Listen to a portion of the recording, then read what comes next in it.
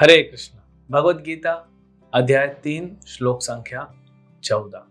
अन्नाद् भवन्ति भूतानि परजन्याद् अन्न संभवः यज्ञाद् भवति परजन्यो यज्ञ कर्म समुद्भवः। सारे प्राणी अन्न पर आश्रित हैं जो वर्षा से उत्पन्न होता है। वर्षा यज्ञ संपन्न करने से होती है और यज्ञ नियमित कर्म से उत्पन्न होता है। तो देखिए भगवान यहाँ पे यज्ञ चक्र को इंट्रोड्यूस कर रहे हैं। 14 और 15 नंबर श्लोक में भगवान बताएंगे यज्ञ चक्र क्या होता है। तो आज क्या बता रहे हैं? 4 चीजें कि अन्न तो चाहिए, हम सब अन्न पे जीते हैं। कुछ लोग की ऐसी धारणा है कि प्रभु जी कुछ लोग हैं वो तो सिर्फ मांस खाते हैं, इसलिए अभी तो भारत में भी बहुत लोग हैं सब तामस आहार कर रहे हैं। लेकिन कोई भी व्यक्ति सिर्फ मांस पे नहीं जी सकता, पशु नहीं है वो। जैसे आपने कभी देखा नहीं होगा शेर को कि होटल में जा रहा है, चावल खरीद रहा है, रोटी खरीद रहा है, दाल खरीद रहा है, सब्जी खरीद रहा है, सलाद पापड़ अचार और फिर मांस खरीद रहा है, जंगल से मांस काट के खा रहा है किसी पशु को पकड़। ऐसा नहीं होता, वो उसका आहार ही सिर्फ मांस है। लेकिन मनुष्य जो है सिर्फ मांस नहीं खाता है, वो साथ में अनाज खाता है। तो वेजिटेरियन या नॉन वेजिटेरियन, अनाज तो सबको लगता है। वो बात अलग है नॉन वेजिटेरियन खाना जो है वो पाप को बढ़ा रहा है, उनके लिए भी और समाज में भी पाप बढ़ रहा है। तो भगवान कह रहे हैं अन्न के ऊपर आश्रित हैं सभी जीव। अन्न कहां से आता है? अन्न आएगा भूमि से जब वर्षा होगी। परजन्यो अन्न संभवात्। अगर बारिश नहीं होगी, हम देखते हैं कई बार बारिश जब नहीं होती, क्योंकि ये भारतीय उपमहाद्वीप जो है, आसपास के देश जो है, ये मानसून पे डिपेंडेंट है। मानसून में अच्छा बारिश नहीं होने से सारी फसल खराब हो जाती है। तो बारिश नहीं हुआ तो नहीं चलेगा। तो अन्न पे हम आश्रित हैं और अन्न बारिश पे आश्रित है। अब बारिश किस पे आश्रित है? यज्ञ पे।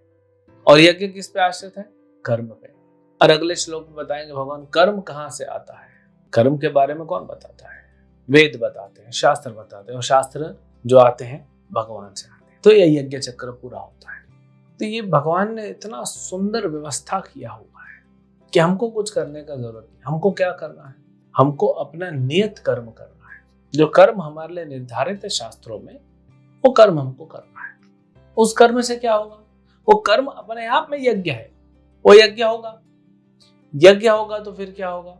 यज्ञ होगा तो बारिश होगी, और बारिश होगी तो अनाज उगेगा, अनाज उगेगा तो हमको खाना मिलेगा।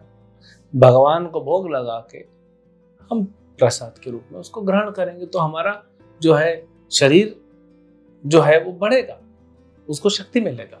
भगवान को भोग क्यों लगाए? अभी 2 श्लोक पहले भगवान बताते स्तेन एव स उच्यते। भगवान से सब कुछ लेके भगवान को भोग नहीं लगाना, ये तो फिर हम चोर कहलाएंगे। इसलिए भगवान कहते हैं जो मुझे भोग लगाए बिना खाता है वह सिर्फ पाप खाता है। हम नॉर्मल सिचुएशन में भी देखते हैं, आप किसी भी दुकान से जाके कुछ ले लिए, पैसा नहीं दिए तो उसी वस्तु का भोग नहीं कर सकते, जेल में डालना पड़ेगा। तो भगवान से सब कुछ मिल रहा है, भगवान तो पूरा नहीं खा रहे हैं, भगवान बोल रहे हैं मुझे भोग लगाओ, और उल्टा उसको भगवान एक सैनिटाइज कर देते हैं, स्पिरिचुअली सैनिटाइज हो जाता है भोजन। अब आज क्या हो रहा है? कहीं पे बारिश ज्यादा हो रही है, कहीं बिल्कुल नहीं हो रही, क्योंकि यज्ञ नहीं हो रहा। अब लोग तर्क करते हैं, तर्क छोड़िए, इसको कुतर्क कहते हैं। वो कहेंगे तो जंगल में तो यज्ञ नहीं होता, उधर क्यों बारिश आती है? समंदर में तो कोई यज्ञ नहीं होता, वहां क्यों बारिश आती है? बारिश तो आ रही है, वो क्लाउड फॉर्मेशन से बारिश आती है। अगर ये सब सत्य है कि मनुष्य कुछ नहीं करे तो भी बारिश आएगी, तो फिर ये ऐसा क्यों हो रहा है? संसार में पानी की कमी क्यों हो रही है?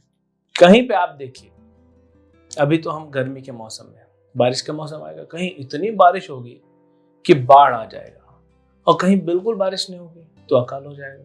क्यों ऐसा हो रहा है उत्पात? क्योंकि मनुष्य, देखिए पशु कुछ नहीं करेंगे, पशु पक्षी वो जो है वो अपना कर्म को भोग रहे हैं, मनुष्य कर्म को बना रहा है। तो अगर मनुष्य यज्ञ नहीं कर रहा है, हम जैसे देख रहे हैं आज नहीं हो रहा है यज्ञ, हरि नाम यज्ञ नहीं हो रहा है, संकीर्तन यज्ञ नहीं हो रहा है, तो उससे क्या फर्क पड़ रहा है? ये उत्पात हो रहा है। कहीं कहीं पे भक्त जो हैं वो भक्ति कर रहे हैं, वो संकीर्तन यज्ञ कर रहे हैं। एक बार 1972-73 की बात है, प्रभुपाद जी अपने विदेशी भक्तों को लेके, अमेरिका और यूरोपियन भक्तों को लेके वो इंडिया आए थे, अलग अलग शहरों में जा रहे थे। तो एक बार वो हैदराबाद गए। अब वहां पे पता पड़ा कि बारिश नहीं हुई बहुत दिन से, बारिश के मौसम अकाल जैसा हो गया। तो प्रभुपाद ने तुरंत अपने शिष्यों से कहा कि आप जाइए और सड़कों पे हरिनाम संकीर्तन यज्ञ कीजिए। तो सब भक्त जो है सवेरे से शाम तक संकीर्तन यज्ञ, और रात को बारिश हो गई, सूखा अकाल पड़ा था, बारिश हो गया। अभी कुछ साल पहले भी ऐसे हुआ था, पंजाब में कहीं पे बारिश नहीं हो रहा था, बहुत समय से बारिश नहीं हो रहा था। तो भक्त लोग गए, हरिनाम संकीर्तन किए और बारिश हो गई। अब ये कोई ऐसा जादू नहीं कि तुरंत संकीर्तन करे हो जाए, लेकिन भगवान प्रसन्न हो जाता है तो तुरंत फैसिलिटी देते हैं। तो ये है। अब कुछ लोग बोलते हैं इसको प्रूव करके दिखाओ, अभी संकीर्तन करो, देखो बारिश होता है क्या। तो देखिए, ये सिस्टम भगवान ने बनाया है। गवर्नमेंट का भी एक सिस्टम है ना। जैसे आप बैंक में पैसा जमा करते हैं, आपको स्टैम्प मिल जाता है, स्टैम्प लगा हुआ आपको रिसीट मिल जाता है। आप देखने जाते हैं क्या आपके अकाउंट में? ठीक है, मैसेज आया, क्या प्रूफ है, हो गया, है ना। तो हमें एक विश्वास से चलते हैं। यहाँ पे भगवान ने पूरी सृष्टि बनाई है। भगवान से कनेक्ट करने से पूर्व में भी, पहले भी भगवान एक श्लोक में कहते हैं गीता 4 अध्याय में, कि पूर्व में भी भक्त जो मुझसे कनेक्ट हुए हैं उनका भला हुआ है, उनका उद्धार हुआ है और आगे भी होगा। वो सिस्टम चल रहा है। नहीं तो क्यों भक्त प्रचार करेगा? उसको कुछ क्या आनंद मिल रहा है तभी तो प्रचार कर रहा है, नहीं तो भगवान को क्या फायदा है? भगवान तो दयालु हैं, हमारे ऊपर दया करने के लिए बैठे। तो भगवान से हम संपर्क करें। वे कितने हजारों लाखों लोग दुनिया में जो हरे कृष्ण महामंत्र जप कर रहे हैं, हम उनसे मिलिए जाके, कितना आनंद आ रहा है हमको। जैसे जैसे भक्ति बढ़ती जाएगी वैसे वैसे उनका आनंद बढ़ता जाएगा। वो भक्ति कर रहे हैं। अगर भक्ति में कुछ आनंद नहीं होता तो क्यों इतने लाखों करोड़ों लोग भक्ति से जुड़ते और वो करते? अच्छा, भक्ति कर रहे हैं, भगवान कृष्ण से जुड़े हैं, तो देवताओं को अलग से करने की आवश्यकता नहीं है। वो हमने पहले भी समझाया। आप डायरेक्ट पेड़ की जड़ में पानी डाल रहे हैं, बस फिर सब अपने आप हो जाएगा। तो इसीलिए संकीर्तन है, क्योंकि यज्ञ होगा तो फिर क्या होगा? बारिश होगी, बारिश होगी तो अनाज उगेगा, अनाज उगेगा तो हमारा पोषण होगा।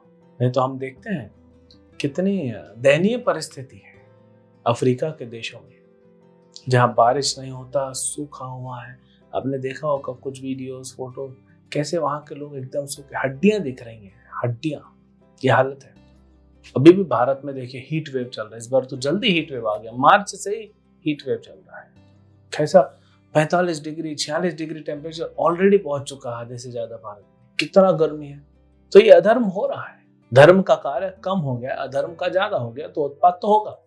तो इसीलिए जितना धर्म का कार्य बढ़ेगा, संकीर्तन यज्ञ बढ़ेगा, भक्ति करेंगे, उतना संसार के लिए लाभदायक होगा। तो हम भक्ति में लगे रहें, हरे कृष्ण महामंत्र का जप करें, और फिर इससे क्या होगा? इससे सारी फैसिलिटी देवता देंगे। हमारा भौतिक यानी शरीर का और आध्यात्मिक आत्मा का, ये दोनों पोषण बराबर से होगा।